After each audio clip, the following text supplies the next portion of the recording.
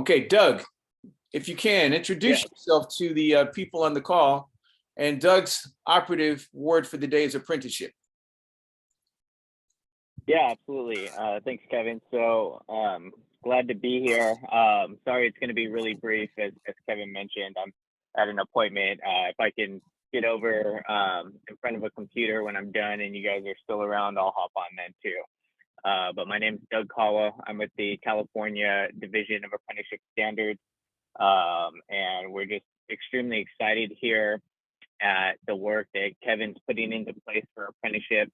We're trying to really make a push towards expanding apprenticeship, especially in spaces like arts, media, and entertainment. So the opportunity for you guys is great here, and we're just excited to kind of see where it goes from here. But it's a wonderful opportunity that Kevin's put in place.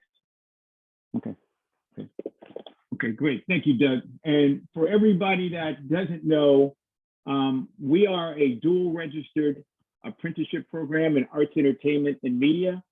Doug is my go-to person for the state of California to help us with all the things we need to do to stay not just in compliance, but to help us get to the finish line, which is to get all you guys into careers, into arts, entertainment, and media. That's our focus. So Doug is the person that I'm going to lean on for the people who have yet to join us and will onboard if they elect to do so. There will be features and benefits of onboarding with us. But again, it's really to make sure that the apprenticeship program is going to be featured heavily in our podcast and everything else we do to introduce ourselves to people at Siggraph and then moving forward. So there's one person, a little shopkeeping. Shane is having a little problem getting in. So hold on, let me see if I can send him the link somewhere else. Let's send it from here. We copy it here.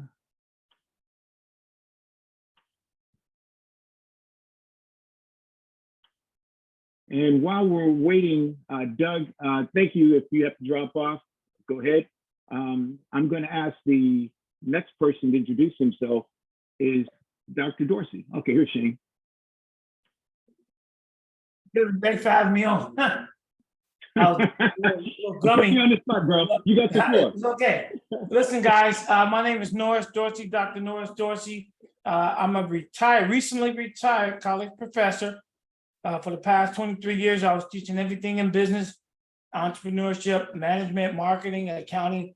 And what I've learned and what I can give to this group is the part of business that's called do for yourself, the financial literacy part, the mentorship part.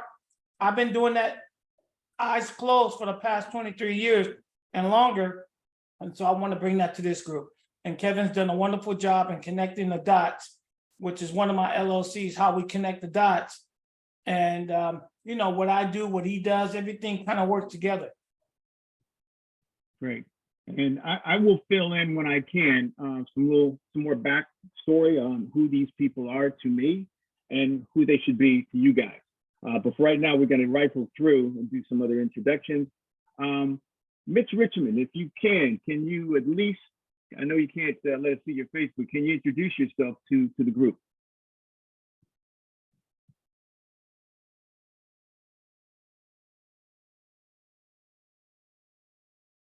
Yeah, there's really noisy in here, Mitch Richmond, so I can't really talk to you all the gym stuff. So yeah, I think we'll circle back a little later. But I'm Mitch Richmond, professional basketball player, retired, and an entrepreneur. So Kevin has helped me a lot in this field, and hoping to we can do some wonderful things. What up, Mitch? Thank you, Mitch. How you doing, man? How you doing? I'm good, bro. We'll talk, man, after the call. All right, brother. Yep. Okay. Yeah. So both Dr. Dorsey and Mitch are what I call they're for me co-pilots. I know you can only have one or two co-pilots at a time, but they are definitely people who are helping me as mentors to you guys on the call. Mitch is a retired NBA Hall of Fame basketball player. And he's now entering into the world of community activism. And he's got a nonprofit organization that's going to help try to get some of you guys exposed to the professionalism and all the other things that he can do to share with you how he wants to impact you in getting into at least the sports entertainment media world in a way where you guys can start to access some of the things that he can share. So thank you, Mitch, and thank you, Dr. Dorsey. The next person I want to introduce, and I'm going to start with Rena, if you can, because Rena's a mentor also.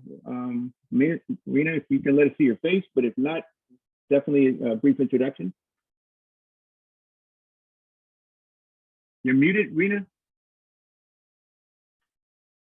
Good morning, good afternoon, everybody. My name is Rena Tolentino, aka RT. I am one of the mentors for the Dakar Foundation. I'm very excited to be here. I also have another foundation for the youth in STEAM, science, technology, engineering, arts, and mathematics. And we're doing a lot of cool stuff with that. We just had a virtual program where the kids got to do activities and modules with IRL in real life astronauts. So we had that last weekend. That was really successful. They got to build robots and such. So I'm just here on the team wanting to help Kevin and see what we can do with Siggraph and push things forward. And I'm also a contemporary artist, painter, and I do event activations with immersive art. And that's just a little quick thing about me. Thank you. Thank you, Rena. Okay, so I'm going to ask for Shane. If Shane, can we see your face? If nothing else, there you go. This gentleman here is really helping me step into the role of co-pilot. Terrence Coles can't be with us right now, but he's been with me for almost 15 years, helping with the Dakar Foundation events and all of the things we had to do in pre-production. He may join us, but at this point, Shane is stepping into this role as kind of the co-producer of what we're going to embark on at Siggraph. So Shane, if you can introduce yourself to these young people. Well, hello, everybody. It's definitely an absolute pleasure. Anything that I could do to help, I'm always going to be there. Kevin has such an exciting group. We're all learning and growing at many different levels. So it's great. Just a little bit of my background. I also, in addition to being a mentor and advisory board member of Dakar,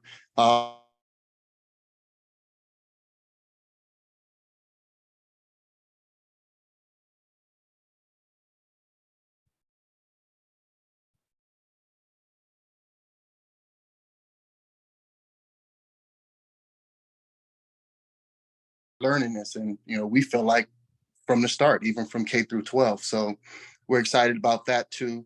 And, just taking some of the experience that I've done, hosting webinars and seminars and things of that nature to do what we can do to make this as great as possible. One other thing, if I could just add, is I think when we're at events like this and we're producing them and we're gathering content, that we could use that content for multiple purposes. So we could not only do the podcast, but we can capture enough content to form a sizzle for a docu-series or a unscripted reality TV show, because a lot of networks are going to be looking to pick up that type of content too. So thanks, Kevin. All right, thank you, Shane. Shoni, are you able to let us see your face? But if nothing else, we need to hear from you because you are really one of the spotlight people that we want to feature at Siggraph. So if we can see your face for a few minutes, would be great. I know you're really super busy. We got to hear from you.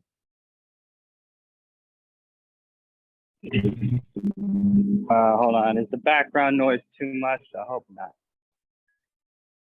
Hello? Yeah, we got you, man. So go ahead. All right. Cool. Thanks for having me, Kev. It's good seeing a couple of familiar faces here. Shane, Rena, good to see you guys again. As always, it's a pleasure being a part of this team, a part of this group, seeing what we can make happen. I apologize for all the background noise and stuff. I'm helping my dad out today on the job. Now, so in short, my name is Shoni Monet-Dell, and I do a couple of things. I do program development. I do AI strictly for media, film, TV, and virtual production. Basically working with emerging AI technology as well as developing in-house AI technology, utilizing prompt engineering and open source AI softwares to create your own IPs with them to fast track workflows for virtual production. What I'm hoping to do here with you guys at Siggraph is to just shed some light on my thoughts on AI and how it is both absolutely phenomenal and terrifying to have at this stage, because it literally can replace everything and everybody in the art industry. It's very scary, which is why you have to replace yourself with it before it replaces you. And that's pretty much my motto for how to handle AI. Replace yourself first with it before it replaces you. So like Shane, dude, it's phenomenal that you're teaching kids. I don't want to rattle on too long. That's pretty much what I'm hoping to bring to the table. And then Kevin, hopefully we can do that workshop out here, and I'll show people how to make their own AIs and have you. All right, let me hop off and not take up too much time. Thanks, Okay, Kevin. great. For having me. Great, thank you. Thank you, Shoni. Okay, now we're going to start with some of our apprentices, some of the people who I consider are young guns. And I'm going to start with the person who's been with us the longest. He actually was part of our Department of Labor Federal Apprenticeship Program. Damone Williams, he is a master editor. He's learning other parts of the arts, entertainment, and media career pathway. But I think he's going to have a great time at Siggraph, because this is really what is going to be for him career exploration and career kind of career eye-opening, because there's going to be so many things that I hope that he can take away from this that will help him make some informed decisions about what career pathway that he wants to go in. So, Damone, if you can introduce yourself to the other apprentices. Hi, Say hello. Damone. I'm a senior film student at California State University, Northridge, or CSUN. As Kevin said, I've been editing a lot of the projects for Dakar for the past year. I've been learning about that and graphic design and a little bit of web design. I'm not too great behind the camera, so that's what I can do. There you go, Damone.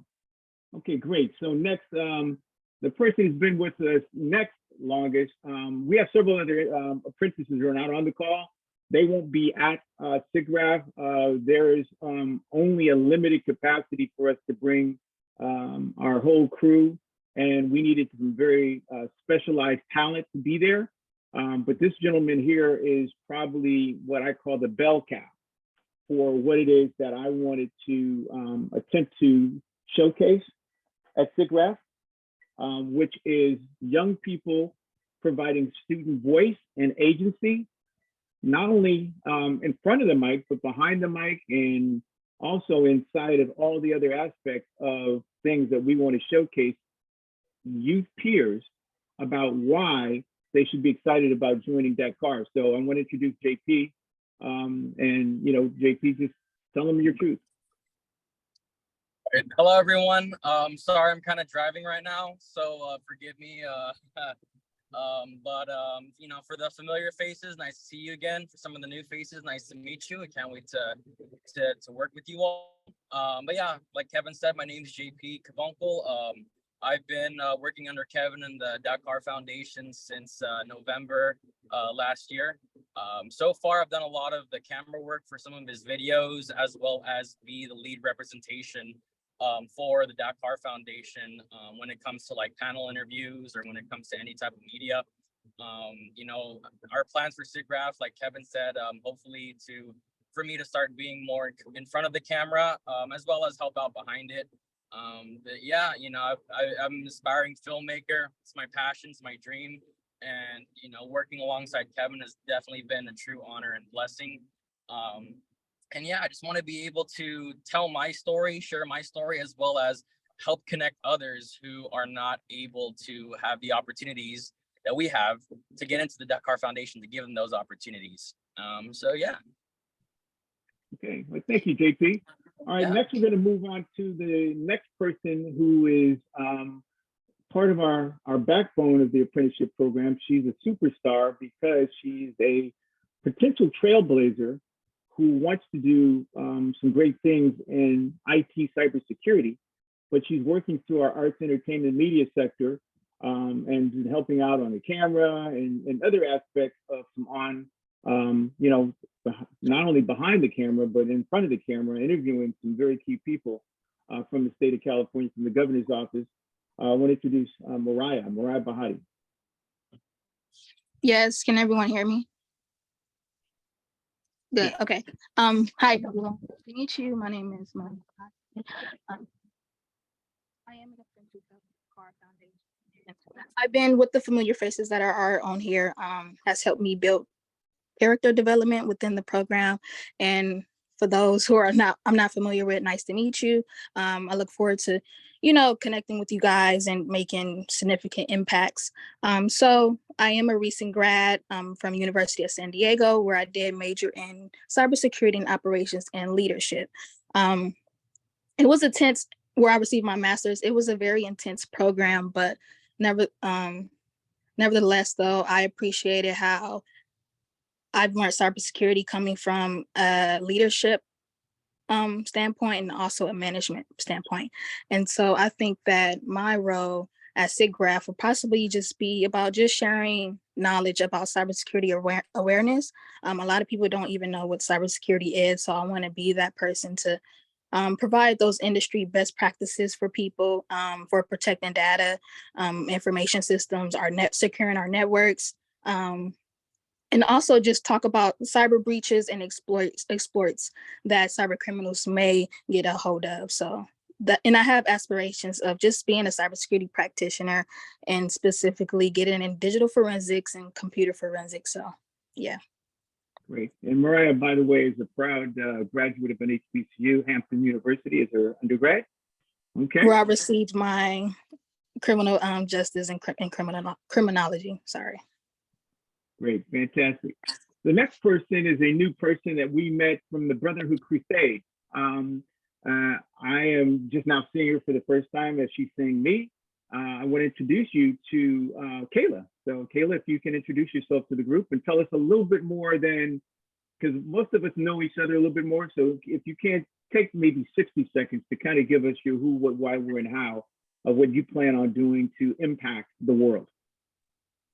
Yes. Good afternoon, everyone. Like you said, my name is Kayla Williams. I'm here representing the Brotherhood Crusade. That's how I found out about this opportunity. Also a graduate from HBCU. I went to Grambling State University, graduated 2 years ago. I'm pretty fresh to this whole community, the arts, entertainment, and digital media community. I have a background in medicine. I did a little bit of work in our radio podcasting group back at school, very, very minimum. And it kind of sparked my interest as to wanting to kind of dive deeper into this culture and learn more about it. So I think I'm really just looking forward to learning everything that I can from each and every one of you guys, exploring you guys' individual fields and seeing what fits best with me, how I can kind of just help out anywhere, wherever needed. And I'm looking forward to this convention. I think it's a pretty, it's an exciting opportunity. I've never really knew that there was anything like this out there. There's a lot of different angles and lanes to go with this. So again, just looking forward to learn all that I can from you guys and seeing where this can take me. Thank you, Kayla. This next person, last but not least, is someone who was recommended highly from a person that has worked with Dakar. He was a dean at Santa Monica College, and I asked him if he knew of any fresh new talent who could help out with Siggraph, and he introduced me to this next person. Her name is Alex. So Alex, without further ado, if you can introduce yourself and what you think you can bring to the podcast and also to Dakar as an individual. Hello, everyone. Nice to meet you. Everyone seems very friendly, and I like that you guys already know each other. It seems like a nice community. So My name is Alex. I'm a recent graduate. I graduated last year from Cal State LA. I have a background in film, but also podcasting a little bit. I formerly took a class where we had to craft an entire episode, which was very fun, and got to really implement my writing skills, as they're very versatile and they can spread across things. As well as I have already been on a podcast before, with a friend who hosts it. So I am very comfortable talking to people, and in this new realm of AI and technology, I'm just very eager to learn about it, and I'd rather learn via experience than to just be on the outside like, oh, okay, like I guess this is what's happening now. So, and I think Shane was one who said that we should you know, get to learn it instead of being replaced by it. I'm a huge advocate of that. And there are many people that I follow just to stay informed. So being a part of this opportunity, I think, is the next best step for me to, just better understand it and encourage people to want to engage with it rather than being afraid of it. But I think that I could bring a lot of charisma to the podcast and help people understand it on a more like digestible level, which I feel like this entire apprenticeship and program prides himself on educating everyone else. Wow, thank you so much, Alex. So what I'm going to do, because I wanted everybody to meet each other, that's why I kind of call it a huddle more than a planning meeting, because I want to have a more logistical planning and production meeting potentially tomorrow. And for those who can't make it, I'm here to do one-on-one. But I think everybody except for Kayla and JP is registered. And Dr. Dorsey will get you registered. Is there anybody who's not registered? And Mitch, is there anybody who's not registered that's on the call? Other than Mitch, Dr. Dorsey, Kayla, everybody else is registered, right?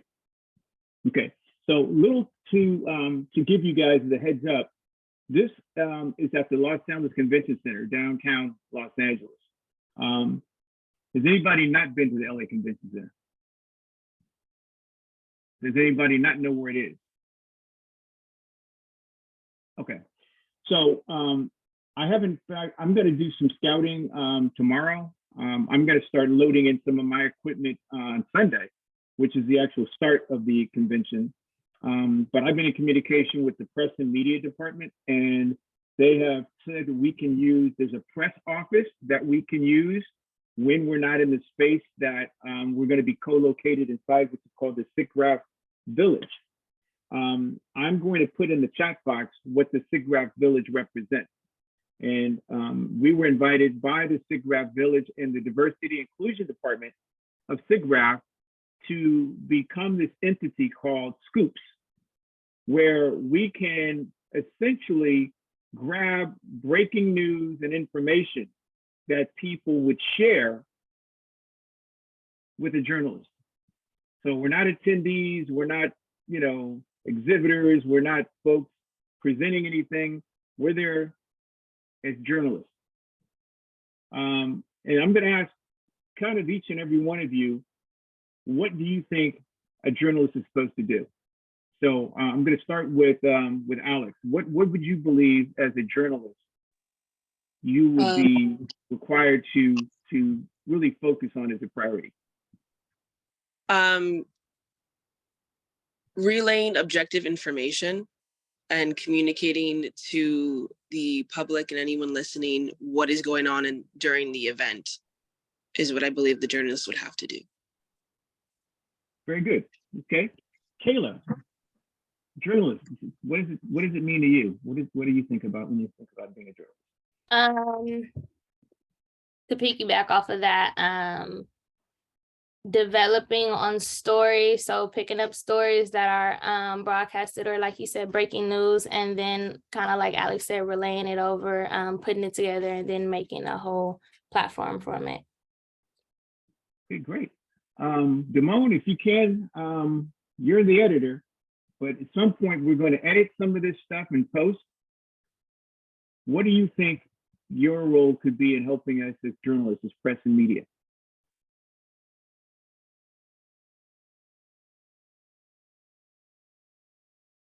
Okay, so this means that we can never be off guard because you never know as a journalist when there's going to be a breaking opportunity, okay?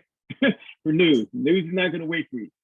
So when we're there representing press media.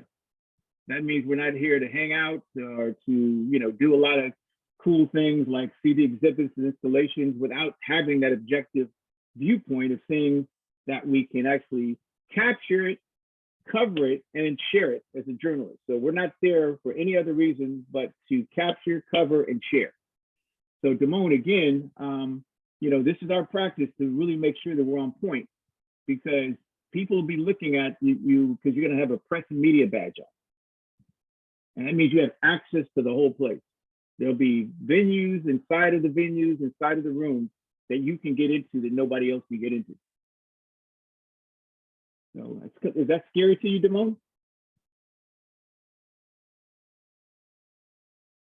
I just keep thinking about the event at Woodbury University and Warner Brothers. It seems like it's not really too different from that. You take a look around, capture whatever you think is important, or what best highlights the event or what the event's about, and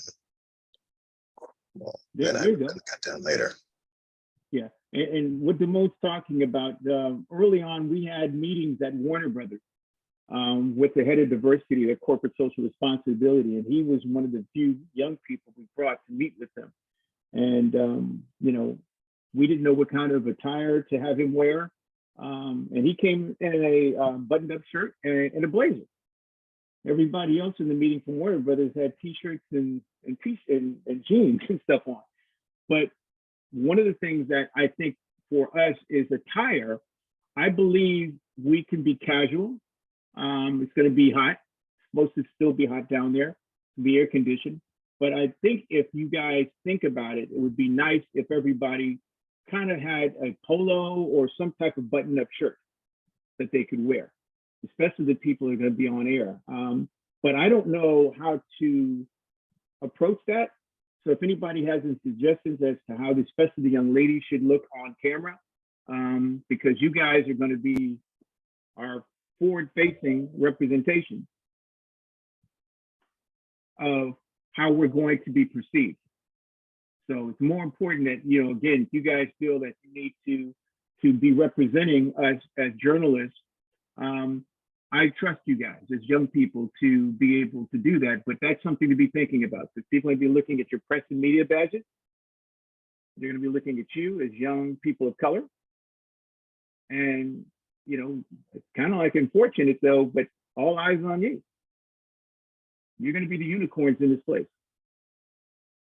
Okay? But unicorns with a badge to ask people questions, thought-provoking questions, and more importantly, things that you are curious and that you'd like to know about who this person is, what do they represent, even why are they there? And if we can get any information that's kind of like breaking news or scoops out of them, how do we do that? I think it's best, for us to think about being conversational with people. Even though we're press and media, we're not trying to jam a microphone in their face and say, hey, tell us, all your trade secrets. I think it would be great to think about, really greeting them in a way and maybe telling them, I'm here as press and media, but a little bit about yourself. So you can break the ice a little bit.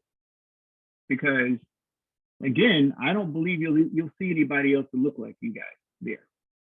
And especially young people. So there are going to be people who will not be on the podcast panel that will have to go and walk to their installations, to their booths to get the stories from them. I know a couple of them are actually representing labor. They're representing the guilds and the unions who are now on strike, fighting for their lives. But there are definitely unions and guilds who will have presence inside of Siggraph. I don't know why. I don't know why they're going to be there. One of them is going to be the Art Directors Guild. And Jay, who's just joined the phone call, I'm going to ask him to say hello to you guys. We did an event with them back at Microsoft, where we invited a couple of them there. And then at the Pan African Film Festival, we sat in on a panel discussion. And there are 4,000 art directors in the guild. I think it's Guild 800. 4,000. And of the 4,000 members, there's only 11 Black folks. And all of these people are being impacted greatly by the specter of AI. So they're frightened to death about the implications of AI and how it's going to represent or take away opportunities from them. So if we interview them, I don't know if we want to ask them questions about, well, why are they here, other than to ask them why are they here. But we know that they're concerned about how AI is going to impact their livelihoods, their intellectual property. And as journalists, to be fair and to observe everything we can from the one gentleman, his name is Andrew Stummy, that we'll be focusing on. He may be capable of joining our podcast, but he's got to get clearance from the communications department for the Arts Directors Guild, because everything he says and does, even if it's to a journalist, is going to be scrutinized. Okay, so we're not talking to people who are on vacation or happy to be there. A lot of these people are there for various reasons, and we don't know why, and we can't assume. So I'm going to break in right now and ask Jay. Jay, we have a group of young people who are joining us as podcasters in production for Siggraph. We have a couple of graduates from HBCUs and one from Cal State LA, from Frank Dawson from Santa Monica College. So Jay, these are people who are going to join us as collaborative team members for Siggraph. And this is a man who I believe has written for me the playbook for how I'm going to be the best apprenticeship program that I can be. And so I owe him a lot to, follow the manuscript as he's written for us to really open this thing up for everybody who's capable and willing to join us. So without further ado, I want to introduce Jay Tucker. I see you, Rena, and thank you, Kevin. Norris, I see you got your hand up. Was there something you wanted to say? Hey, I'll wait till after you're done. So I'll keep the hand up, but I did want to say something, so I'll wait till after you're done. Okay.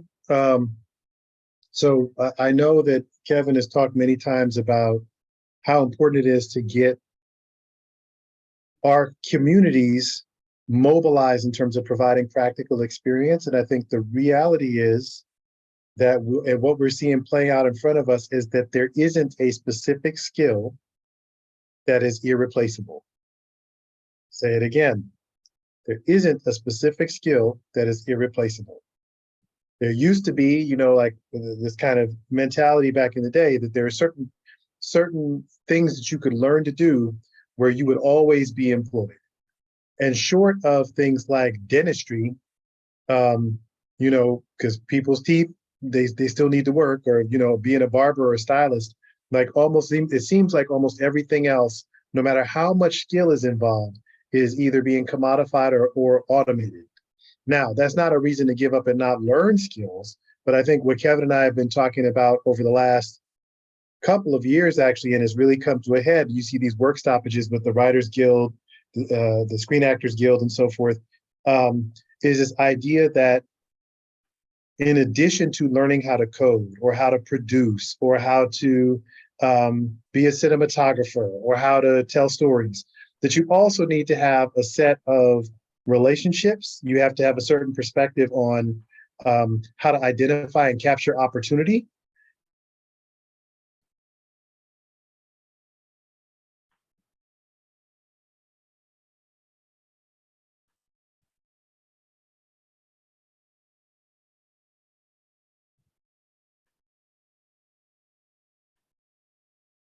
A professional athlete. So if you learned a programming language, or if you learned how to host a podcast, or if you learned how to edit video, think about, professional athletes out there right now. Somebody could be elite at swimming. Their career is probably done in college unless they go to the Olympics. You could be amazing at football, but the average NFL career lasts about 3 or 4 years. You could be amazing at baseball. People say, oh man, baseball's great. Baseball's, you can have a 15, 20-year career in baseball. That's true. So if you start when you're 20, you're done at 35, right? Even golf, right? Like you got half your life ahead of you when you put up your golf clubs. So you have to have a game plan for what are you going to do with your life beyond that skill that you cultivated. And I hope that, when you go to places like Siggraph, it's not just to kind of do a thing or to get more familiar with a particular skill set, but it's also so that you get a chance to listen to what some of these other people have to say, see the wide sweep of companies and job functions that are present, and start to imagine yourself being able to do some other things and having, a couple minutes to ask people, what do you do? Like, how does that work? How did you prepare yourself to be able to do that? Like, what do people look for in that role and stuff like that, so that, you're always thinking about what's going to come next. I think think about all the people who used to sell VHS tapes, right? Hopefully they're doing something else now. Think about all the people who used to manage payphones. You guys may not know this, but like that used to be an incredible entrepreneurship opportunity. Payphones typically weren't owned by a municipality. There was a person who would own the individual payphone, and essentially they worked with the phone company. The phone company got a piece of the action, but the payphone owner was the one who went by and collected all the quarters, took them to the bank and everything, kept the phone booth in decent repair, and they basically, you could eat off of payphones. Thanks to cell phones, there ain't no payphones no more, right? So, it's very easy for the skill or the specific business to become obsolete. And, I feel like what's brilliant and beautiful about what Kevin has tried to do is that by creating a platform for not just helping people get some practical experience, but to actually create stories and make media and stuff like that is giving you a chance to meet people, talk to people, see what's going on in the wider world. I obviously enjoy when you guys come to our events at UCLA and help with that. But I think that, ultimately my hope is that you guys are making real connections and that over time you'll get to experience the benefit of that. Wow. And I'd be remiss. Jay, tell them what do you do? I mean, because I couldn't even describe, I do no justice to tell them what you do and where you came from. Yes, I do as little as possible. So I run the Center for Media, Entertainment, and Sports at UCLA Anderson. I've met a number of you in the past, so you've seen some of the events we do. We don't only do events, although we have a very big event coming up October 6th that we're preparing for now that'll be at Pauley Pavilion. We also are basically the administrative layer for the 15 or so. It's like 12 to 15 courses a year that we offer to MBA. So people getting their graduate degrees in business management, they can take courses here and graduate with a specialization in entertainment and media management. We also have some classes that we offer to undergraduates, and we're trying to build out an undergraduate minor, in part to support student athletes who are here as undergraduates and who are interested in the business of entertainment, but also for the school generally. And then we have a number of partnerships that we've created over the years to help us do certain things. Some of those partnerships are here on campus. We partner with the Bunch Center and the School of Social Sciences to try to promote and showcase the work they do with the Hollywood Diversity Report. We also partner or have partnered with Howard University as a way to do some talent pipeline related stuff and to get some of their students out here for our summer programs. We also have a partnership with Real Madrid, the soccer team, which was created in order to kind of give us a chance to do some leadership development work in collaboration with them, although we haven't really been able to utilize that as much as we were hoping to. And we're looking at other organizations that we'll collaborate in the future. But basically, we're here to make people smarter about the business of entertainment, whether that's students or people in the university community, or if that's business leaders out on the street. And I help to kind of keep all the balls in the air. Wow. Now I know what you do, finally. Okay, hey guys, I'm putting in the Hold chat on, box. hold on. No, you got Norris. Norris, your hands up, been up for a Oh, minute, sorry, so. sorry. Go ahead. I'm Thank sorry you, about that, Ted. Norris. Listen, I got a quick one, Kevin. This is actually for you to help answer. But you know, with a conference like this, I don't want the students and the young people that's working for you to miss the networking and the mentoring opportunity. I'm not saying run around there and get everybody's name and number, but if there is somebody that you need to have a future contact with, now's the opportunity. And I think it's important for us as a group to know, okay, this is somebody important, this is how we do it, and you got to move accordingly. There's a professional way to network and get people's information. And a lot of times when it comes to mentoring, just asking, hey man, I'm looking for some mentors. Are you taking on any new mentees? Because that's how I got my mentor, and that's how I mentee under my mentor. So I think that's important. And then the last thing I wanted to say was, you have to take some stock, and the best way to learn how to take stock is to do a self-assessment. I've done plenty of self-assessments over the years. Even after my doctorate, I've done self-assessments, and I think it's important for you to know who you are as an individual, because then you can use this time to work on yourself, because there's a difference between professional and wanting to be a professional. And Mitch can attest to this. When rookies come into the league, they're not professional yet. But once you have been around a few times and been around the block, you understand how to be professional and how to look, how to represent yourself. So I want to say those things to you, Kevin, so we can kind of articulate that to the journalists, because one of the things that I was thinking about when you asked that question is, a journalist is a person that provides access to the information. We don't get that information without the journalist. And sometimes they're one-sided with their journalism, but in most cases, you want to provide access to the information and let the people decide for themselves, what they want to learn. Anyway, that was it, Kevin. Well, no, great, thank you. I mean, and one of the things that Dr. Norris Dorsey and I talked about, and he's got a book that he's going to bring with us. And this book is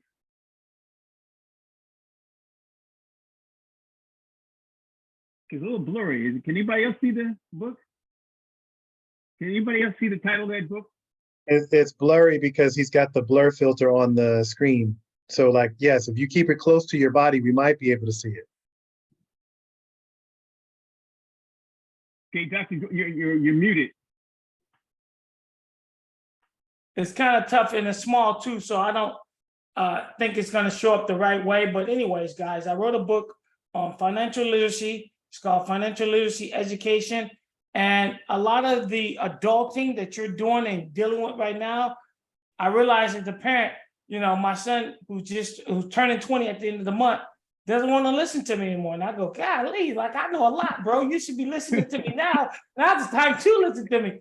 But I have to let him go and bump his head. He wants to hear other people tell him the same stuff I was going to tell him.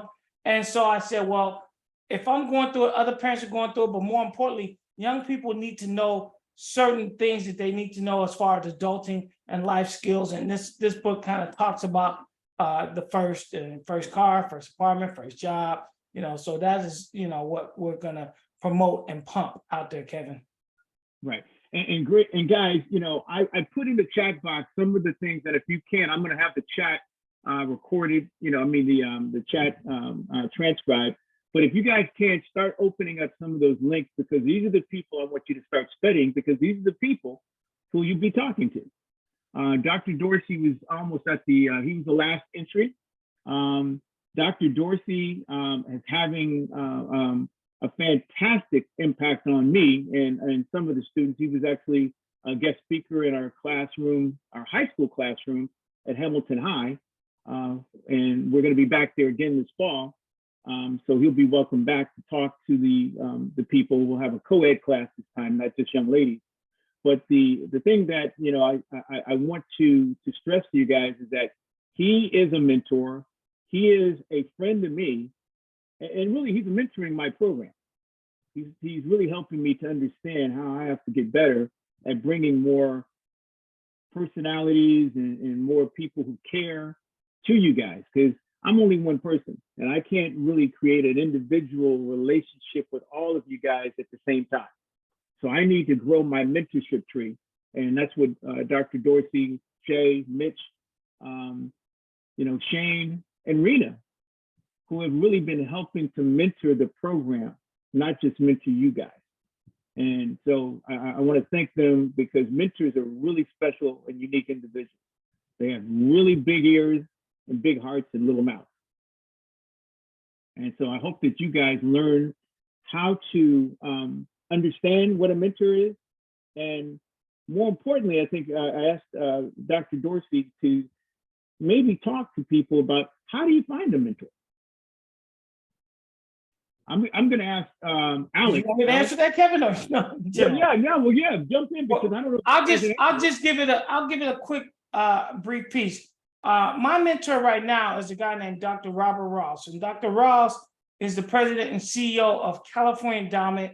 It's California's second largest nonprofit. I think they're doing about $3 to $5 billion. And I asked Dr. Ross, when he's been my mentor for 25 plus years, and I asked him at the time, I said, man, how do you manage all of these people? That was what I wanted to know, because I was in management at the time. And he says, very carefully. And then I asked him, well, how do you become a good grant writer? He said, listen, if everybody could write a grant, more people would be doing it. So then I realized that Dr. Ross was kind of, he was training me. He was training me how to be humble, how to stay calm under the pressures of adversity. And I learned from Dr. Ross. I only get the guy on the phone maybe once a year. It's very difficult and hard to get to Dr. Ross. And when you have a mentor that's very hard to connect with, you got to take advantage of the time that you have with that person. I don't care if you got 20 questions over the course of the year. You better ask those questions when you get them on the phone or when you get them face to face, because it's going to take another year to get it. And so how I got Dr. Ross is I was working out, okay? And we were exercising, and I said to him at the time, I exercising in between a set, breathing and sweating and puffing. I said, man, will you be my mentor? And he said, no problem, give me a call, and that sparked the relationship. And, Dr. Ross is a beautiful soul. So anytime young people are next to somebody that can be your mentor, ask them. Say, hey, man, will you be my mentor? If you don't ask them, closed mouths don't get fed. And so I want you guys to learn how to ask people to be your mentor. And then the other side of keeping a mentor is you got to do the work. You got to follow up. Your mentor is not going to call you. They're not going to email you. They're not going to even say hi. You got to make sure you're asking them how their family's doing, how everything is going, and you got to stay in touch with them.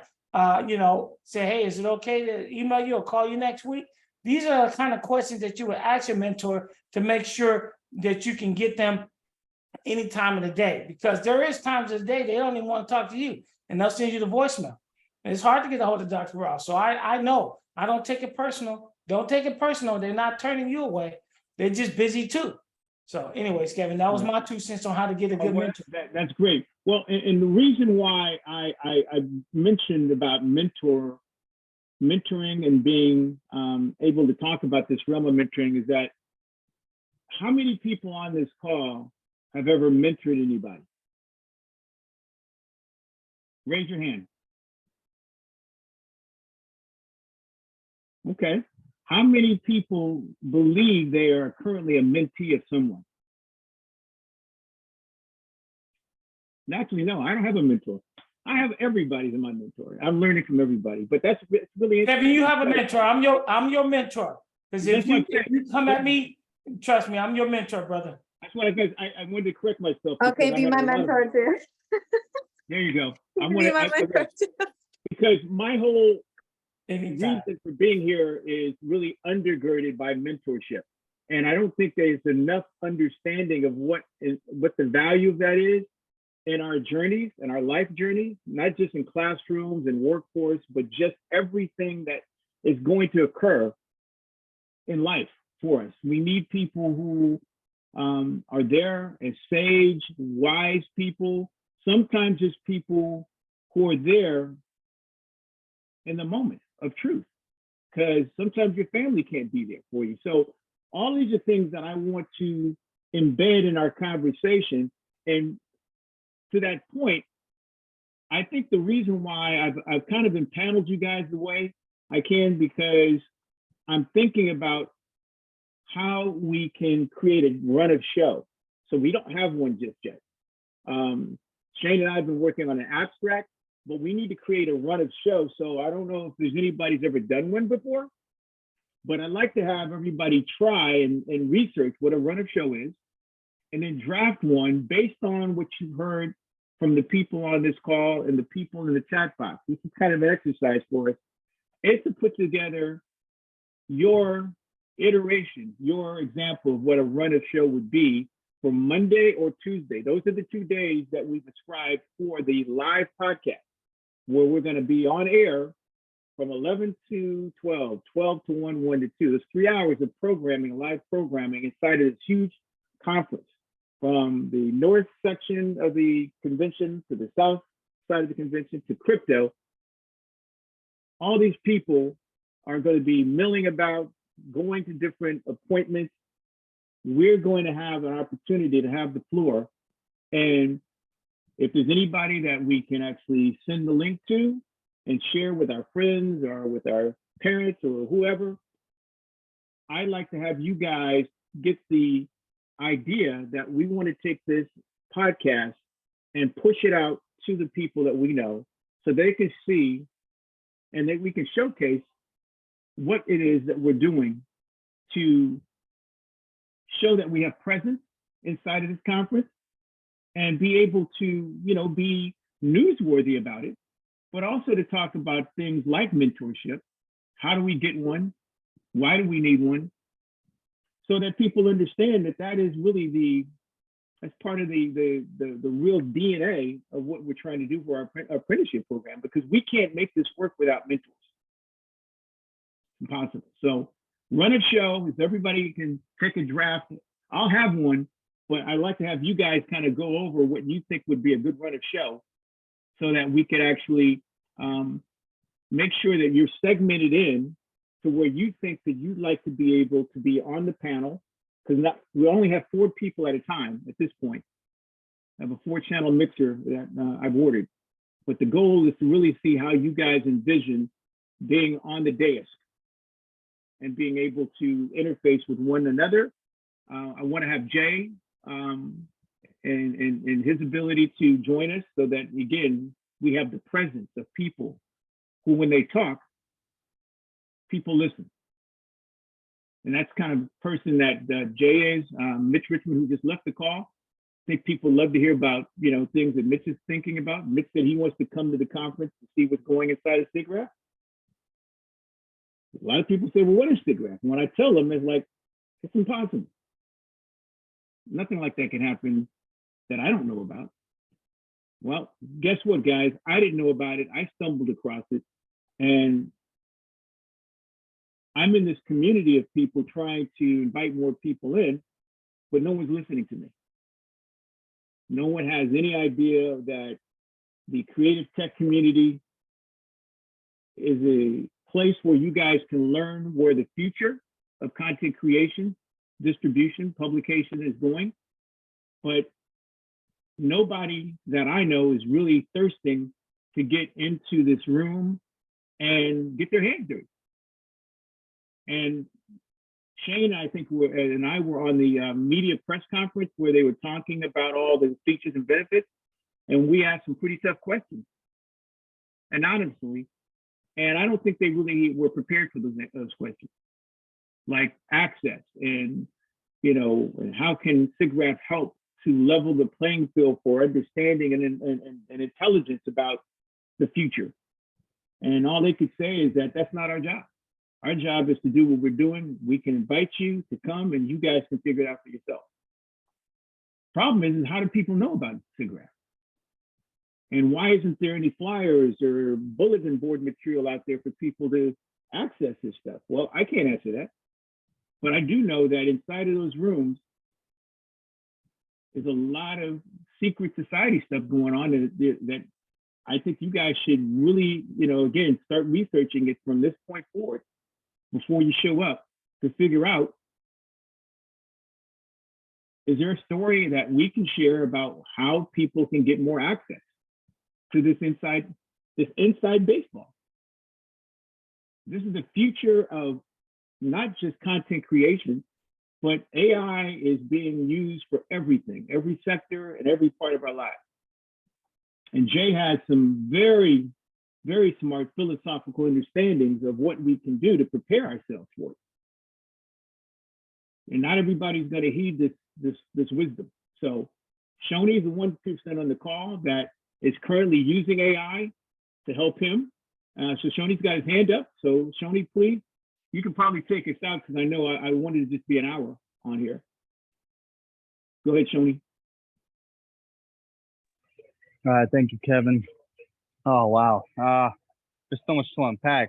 I think I want to kind of comment on a lot of the things that are happening throughout the whole thing. But let me first put my hand down. There we go. Let me put this down. Oh, well, whoops. Breaking stuff over here at Home Depot. All right, yeah. So I'll try and bull rush this. So in terms of capturing content, in terms of my thoughts on that, I'm just going to run through all my thoughts real quick. I'll kind of wrap around to the present and kind of like run a show and maybe like sprinkle some questions out there for you guys to kind of sit on to really bring this all in, because there's a lot of information to take in at once, and then trying to extrapolate all that and put it together into a run of show is kind of hard.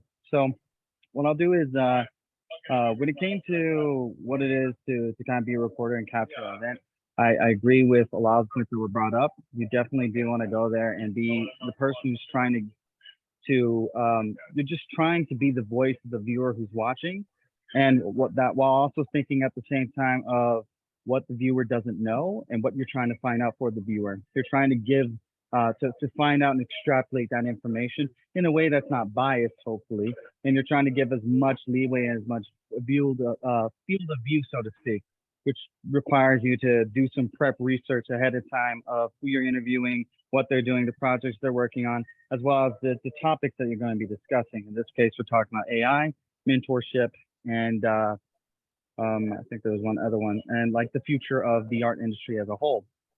And as well as figuring out, in terms of networking, just make yourself your own little card. So I'm just kind of bullet pointing this. There are apps that you can go on that you can download, and you create a QR code business card. They're out there and they're available. I'll send it to Kevin, so that way Kevin can send it out to all you guys, but you can just a Google search away. And you can just set yourself up a quick QR code business card and just be able to show somebody. They'll scan it and they'll have it. That's technology. Fantastic. So definitely set yourself something like that. Get a professional photo done. Nothing too crazy. Just dress up nice, take pictures, selfie, done. Put it up there.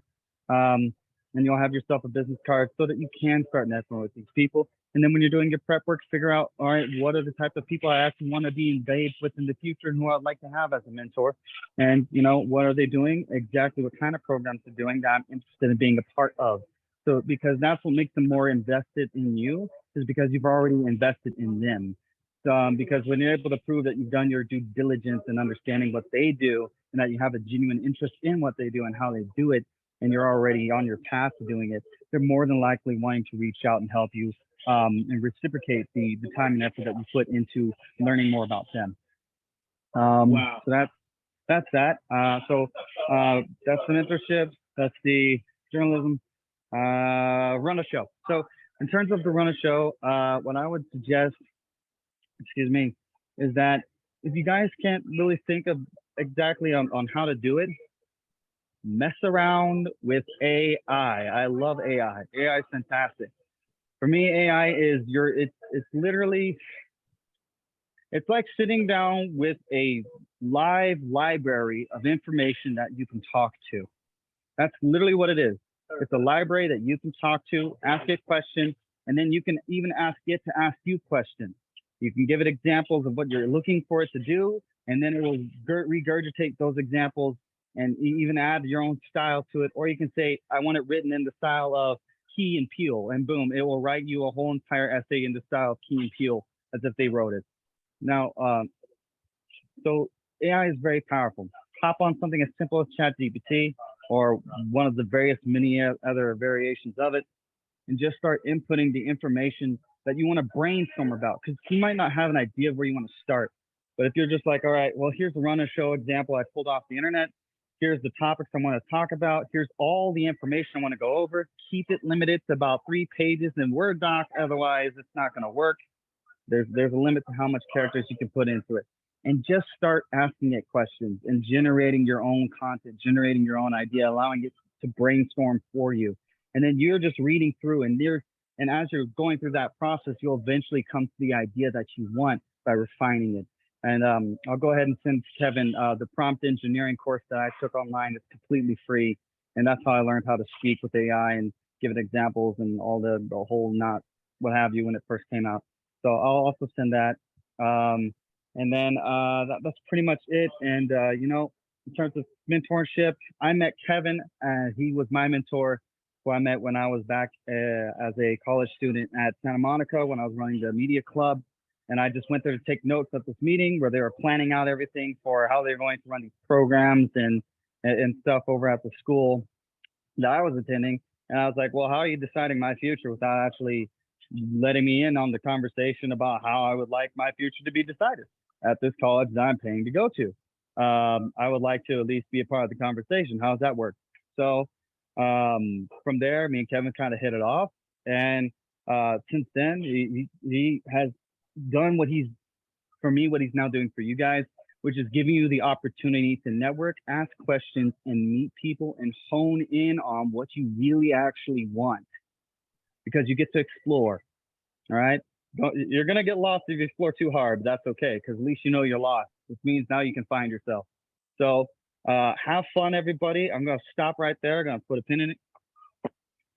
It was great being a part of this meeting. I'm sorry I'm like bull rushing and like kind of in and out, but you know, I've just been trying to do too much, Kevin, I swear. Wow, man, Shoni, thank you for putting a bow on this. I want to introduce one person, if she can.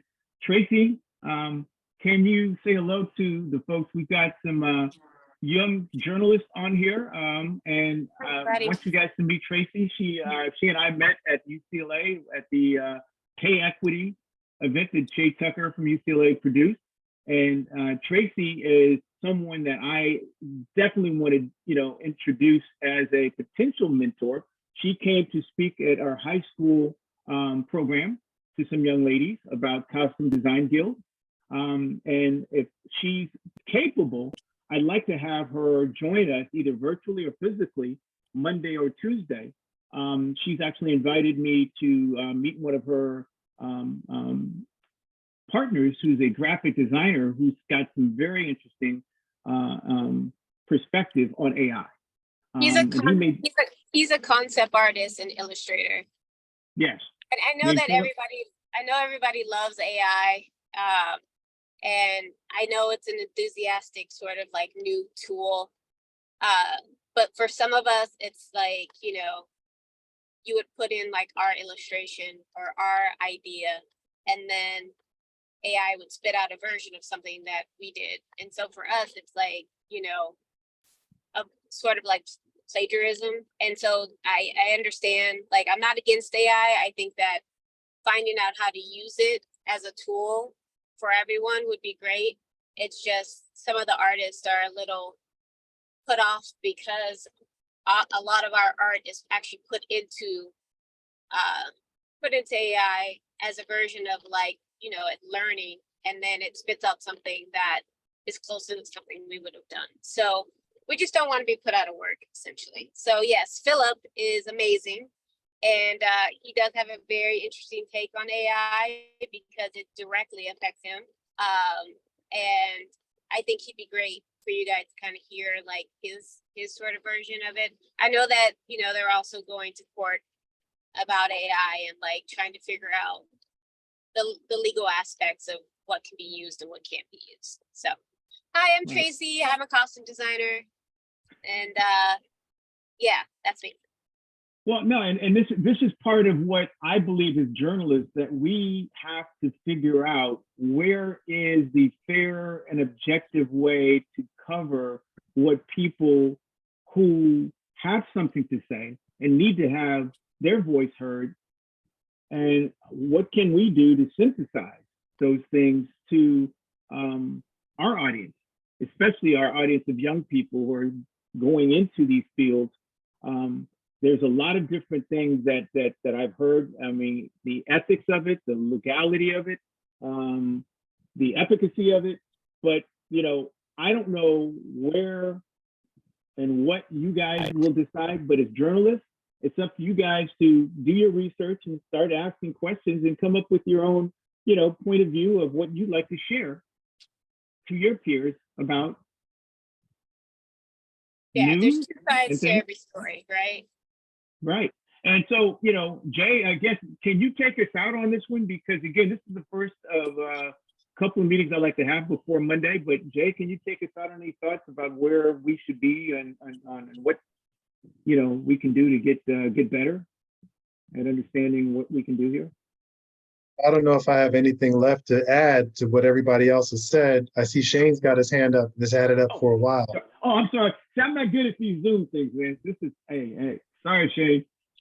No Okay. problem. No problem. No problem. And thank you, Jay. And I promise not to be long-winded. I just wanted to make a point about some notes about our journalistic approach and how we can shoot to garner continued engagement from viewers based on this content and more beyond. So from the journalistic approach, if we can cover who's there, what they're doing, and why what they're doing is so special and impactful to the current climate and what's going to happen in the future, then we can talk about the expectation, what we have to look forward to, what we're going to continue covering. Almost like they say they're going to do this, let's see how it goes, you know, and you know how we can continue to get people to follow us covering the progress with those various companies, and just to kind of create a relationship with those companies so we can continue following them, and a relationship with the audience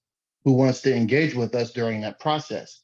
And last but not least, for us to also cover how people can connect with those companies, you know, what they're looking for in terms of those points of connectivity, and just kind of using that approach to build community through the production. So just wanted to add that as a quick note. And I'm really excited about, just a side comment about the costume design approach. I had to miss that event. I was mad that I missed it, but using AI, it was interesting. My son is 8 years old. He's in the 3rd grade, and you know, we're teaching children AI from K through 12. And he used AI to do a report on costume design because he's very interested in it. And he didn't create anything, but he used it to learn some fun facts about it and to create an AI animated video to talk about what costume design is. But I just wanted to share that little fun fact. But that was all, guys. I'm looking forward to all of it. Right. Well, guys, I'm gonna try and put together a more logistical meeting for tomorrow. Hopefully, we'll have some examples of a run-up show. Who's going to be doing what on what day part, and I believe I'm going to take a stab at it as a working document for Monday and for Tuesday. Again, I'll be there Sunday through Thursday, just picking up B-roll, interviews, whatever we can do that won't make it to the podcast, obviously. But this will, as Jay said, to be continued for tomorrow at 12 noon for anybody that can make it. But I'll be sharing notes with people individually. I'll try to be everywhere and anywhere we can be to learn, you know, the rules and the just all the things that, you know, we can do to be invited back to Siggraph next year. It's going to be in Denver, Colorado. Who knows what's going to happen with AI, with the industry that we love by this time next year. So I just hope that we do a good enough job that we can be invited back next year to Siggraph. And one last thing, there is going to be a walkthrough for dignitaries and politicians that I've invited. That the person his name is Tony Bayless. I put him in the chat box. He's going to take a group of folks Jermaine from LADC and some other people to walk through Siggraph. So if people want to be part of that tour, if you know people who want to know more from the Diversity and Inclusion Department of Siggraph, Tony will be doing a tour. Don't know what day that's going to be, but tomorrow I should be able to get a consensus as to what he will like to do to create a tour or tours for people who just want to know, you know, what he can do to share the history of Siggraph. It's in its 50th year. And I don't know if anybody has any questions, suggestions, or comments before we break, but again, I really love this energy. This is what I do this for. Anybody else have anything to say before we go out? Wow. So thank you guys. You guys make my heart sing. Thank you. I really appreciate you all. I've recorded this, so I'm going to send this as a recording and a reminder for our meeting at 12 noon so we can kind of look at what we talked about. We had the people from the state of California apprenticeship that came on early. So we're going to be talking about that. There's a lot of money, wraparound services that they're going to provide people like me to submit for. I've actually gotten a grant already, which I'll share some news about that maybe during the podcast. So there's a lot of good news, a lot of good things happened. Mitch came on, Dr. Dorsey, who some of you don't know is working with Kevin Hart. He's having a big conference on the 12th of August, a Saturday, that Damone and I shot. JP was there. So Kevin Hart's a venue and a facility that we plan on using again. So there's a lot of good stuff. We just have to, you know, really focus on what can be cataloged for discovery and delivery to our audiences, to our friends, and most importantly, you know, to the people who really deserve it. So again, thank you again for the time, and hope to see some of you tomorrow at 12 noon. And again, start researching, guys, okay?